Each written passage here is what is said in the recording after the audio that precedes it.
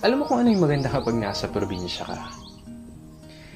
Yung parang sobrang layo mo sa problema. Yung manghuni ng ibon, sariwang hangin, na kahit sobrang bigat ng pakiramdam mo, kapag naranasan mo tong mga to, biglang mawawala na lang.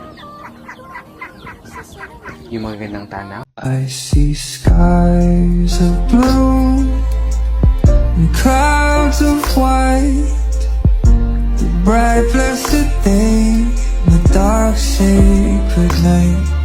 And I think to myself, what a wonderful world.